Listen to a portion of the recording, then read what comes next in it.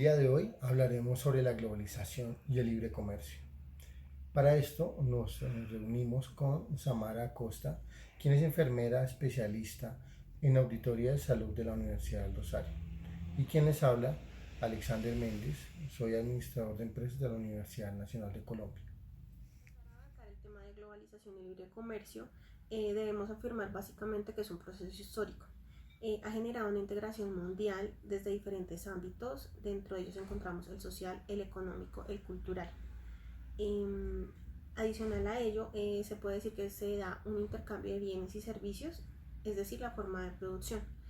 Eso se considera que se ha dado gracias a la consolidación del sistema capitalista, y esto ha generado impulso en avances tecnológicos y de telecomunicaciones de la misma manera. Dentro de los beneficios que encontramos dentro de la globalización y el libre comercio, encontramos los siguientes.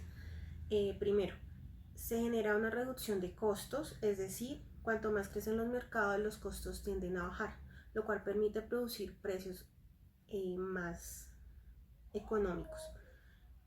Adicional a ello, las materias primas son más económicas y los productos son más competitivos y más dinámicos. Segundo, se da la generación de empleo. Al disponer de productos y servicios más asequibles para la demanda, la producción aumentará y se generará más empleo, disminuyendo así los índices de pobreza como tal. Tercero, intercambios culturales. Un mundo globalizado genera diferentes interconexiones entre los países. Un ejemplo de ellos puede ser la comida, la parte musical, ya que hacen que podamos acceder a una cultura diferente. Seguidamente encontramos también el desarrollo científico y tecnológico. Un mundo globalizado ha permitido que se generen grupos multidisciplinarios, dentro de ellos de investigación, y esto ha propendido que se generen avances tecnológicos a nivel holístico. En resumen, podemos decir que la globalización y el libre comercio han permitido desarrollar un mercado global, se ha generado una interconexión entre sociedades y recursos informáticos, se ha dado un acceso a la información, circulación de bienes y productos importados, aumento de inversiones extranjeras, desempeño de comercio internacional, mayores relaciones internacionales, aumento del turismo y desarrollo tecnológico. Sin embargo, pues todo no es perfecto. Mi compañero Alexander a continuación les mencionará las desventajas que encontramos en estos dos campos importantes. De acuerdo, si bien estos dos fenómenos, la globalización y el libre comercio, son casi que ineludibles, no podemos, eh, digámoslo, escaparnos o aislarnos de esto que se nos ha venido y que es algo que está inmerso en nuestra sociedad actual. Sí es importante ver y abordar el análisis de algunas desventajas, que algunos pueden llamarlas incluso amenazas. En primer lugar, el desarrollo del mercado global. Este punto es controversial en el sentido de que si bien las economías globalizadas buscan y apoyan e incentivan el libre tránsito de bienes y servicios, y en muy pocos de ellos realmente es muy difícil ver también o advertir acerca del libre tránsito de personas, ¿no?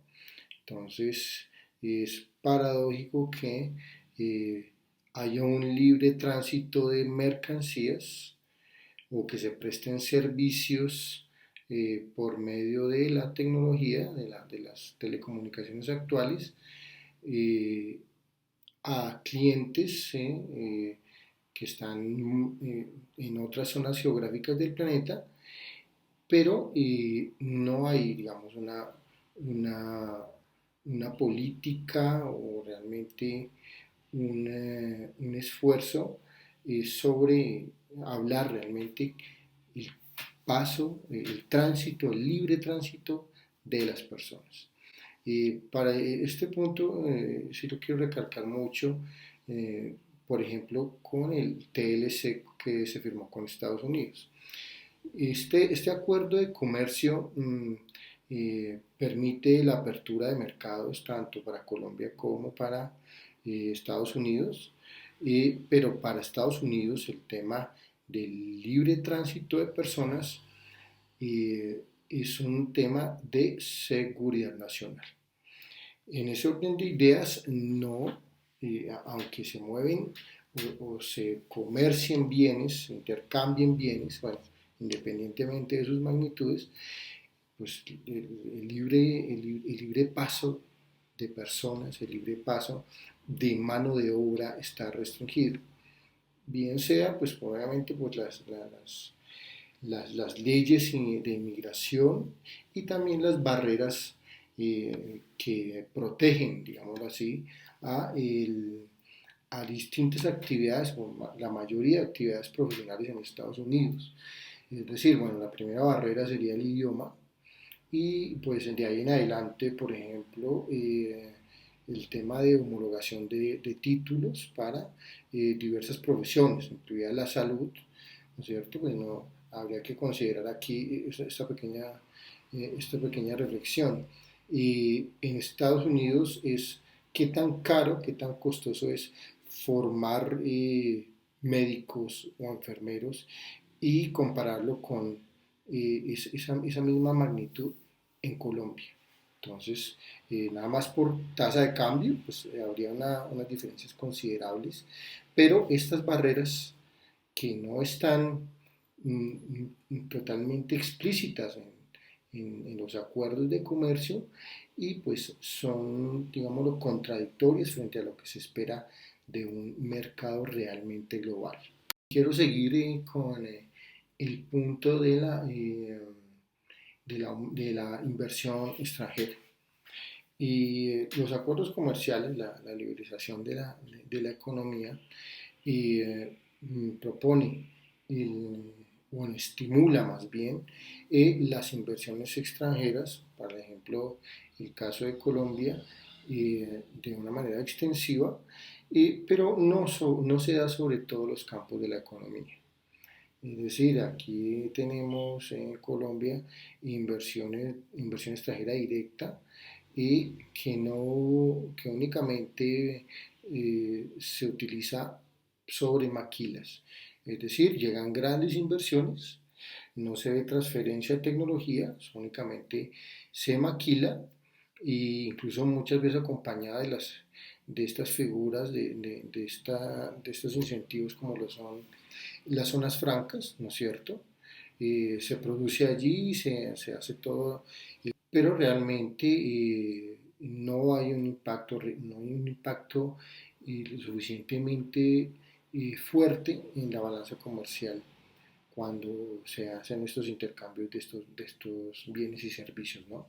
Eso es bien importante notarlo. Otro punto bien importante que vale la pena abordar es el tema de la influencia de esta liberalización y del libre comercio sobre el empleo. Hay muchos estudios, muchos análisis acerca de ese impacto sobre el empleo real. Si bien acá en Colombia, de todas formas, las mediciones nos dicen que ya estamos con un aumento del desempleo, pues se critica, y debo ser sincero, las metodologías para la medición de estos indicadores no son, digamos, bueno, tienen su acervo técnico, pero no ofrecen confiabilidad a la hora de realmente tener eh, los datos que necesitamos para poder hacer planeación a nivel estatal y tampoco pues para vislumbrar realmente qué es lo que debe hacer el país eh, frente a todo el fenómeno de la globalización para incrementar el empleo. No hay un efecto, por lo menos, que se evidencie sobre el empleo. Si Colombia entra a mercados internacionales, debe prepararse para ello. y tenemos una mano de obra que no está calificada.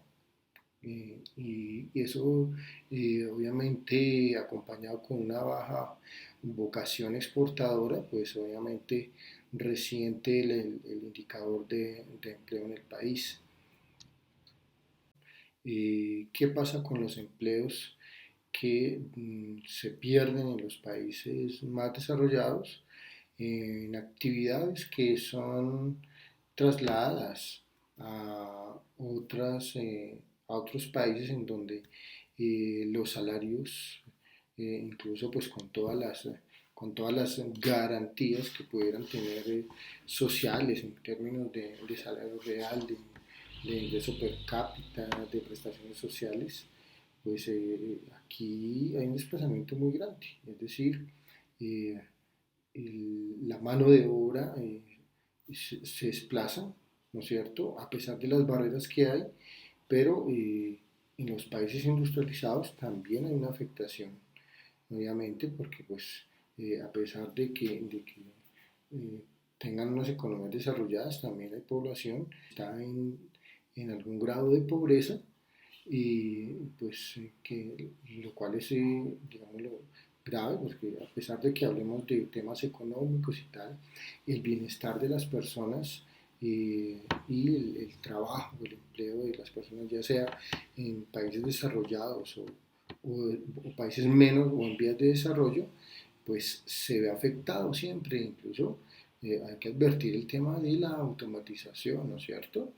De cómo y también cómo países como Colombia tienen que prepararse para al mediano y largo plazo tener la mano de obra calificada, pero sobre profesiones u oficios que hoy en día no sabemos realmente cuáles van a ser. O sea, muchas profesiones, eh, muchos trabajos, muchos empleos, realmente aquí mañana van a ser obsoletos, realmente, se van a automatizar o se van a trasladar, o sea, se van a tecnificar de una manera mucho más alta y no estamos haciendo los ajustes en materia educativa lo suficientemente intensivos y obviamente planificados como para poder afrontar este tema que no es algo que se venga dentro de 50 o 60 años, sino que lo tenemos aquí a la vuelta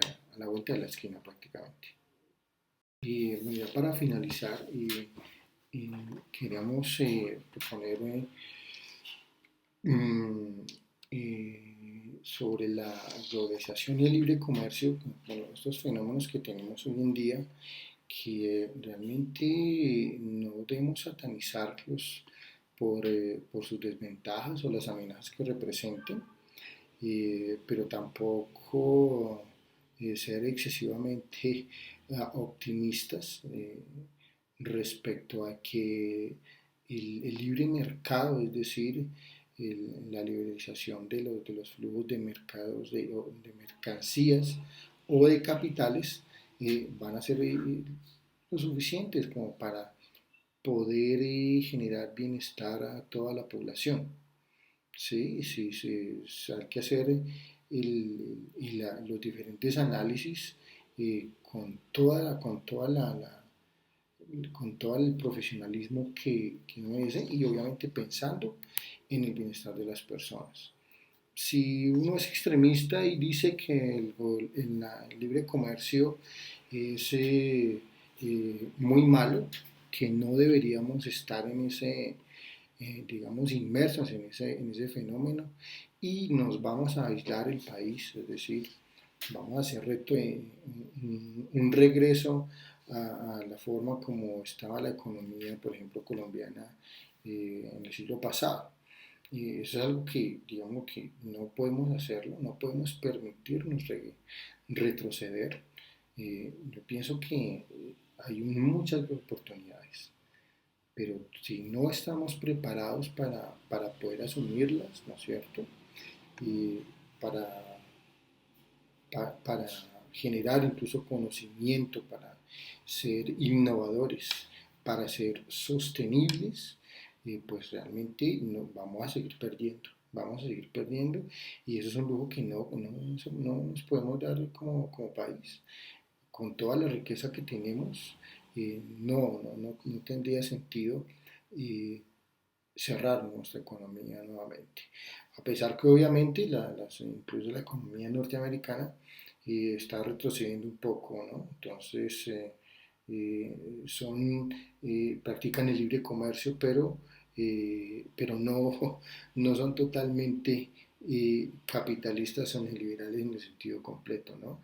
Tienen sus barreras comerciales, arancelarias, sanitarias, tienen su tema fuerte de inseguridad nacional, pero entonces entre todos estos factores hay muchas oportunidades que tenemos que estar preparados para poder aprovechar y traer mayor bienestar para el país y para pues, las generaciones que vienen, ¿no?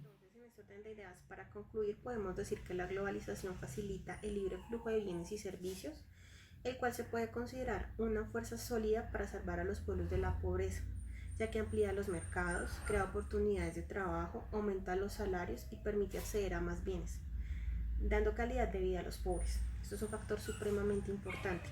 La globalización asimismo mejora la vida. Sin embargo, tenemos que tener en cuenta que muchos grupos la rechazan. Entonces debemos plantear que asimismo tiene muchos enemigos.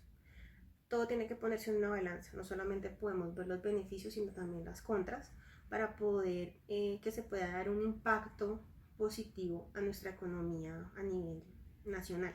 El libre comercio y la globalización han generado prosperidad en las naciones y son necesarias de esta manera para impulsar la economía en un país. Aún así son pocos los gobiernos que la defienden, generando diferentes controversias entre sí. Esto básicamente que ha propendido que se eliminen las barreras de los aranceles. Esto ha ampliado nuestra parte de culturización y todos los factores que hemos venido hablando durante el desarrollo del video. Su dinámica ha generado cambios en la geopolítica, que eso es sumamente importante. Esto también ha conllevado a la concentración de los países desarrollados y lo que impacta en la pobreza extrema.